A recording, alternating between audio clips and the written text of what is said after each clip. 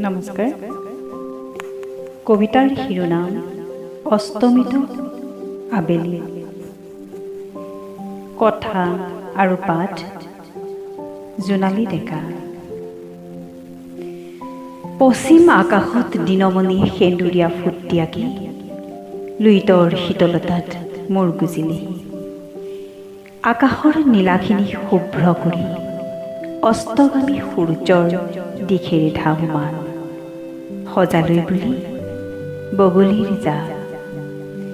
সন্ধিয়া হ'ল, সন্ধিয়া হ'ল, নিৰ্মুখী পক্ষী জাকে গীত গাই গাই আজি কতেনো হেৰাই গ'ল। সন্ধিয়া হ'ল।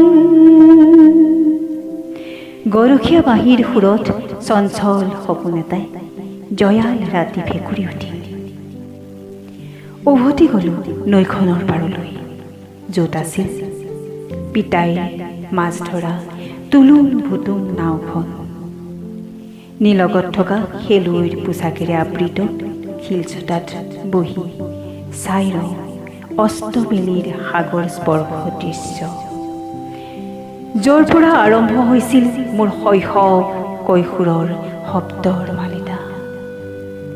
কপৌপহীয়া মনটিলৈ জীৱন জীয়াৰ আমোঘ মন্ত্ৰৰ মন আকাশত ৰিম ঝিম বৰষুণ পৰি সিপাই বঢ়া দি বাঢ়ি যোৱা মোৰ হিয়াৰ সোঁৱৰণিৰ সেউজীয়াবোৰ। কথা হ'ল সৌ পাহাৰটোৰ সতে, য'ৰ পৰা নামি আহে চিফুং বাঁহীৰ অমিয়া সুৰত কানে মতৰ মোহন ভুলীয়া ঐনিতম। উভতি যাওঁ নৈখনৰ পাৰলৈ দিনমণিৰ অস্তমিত আবেলি।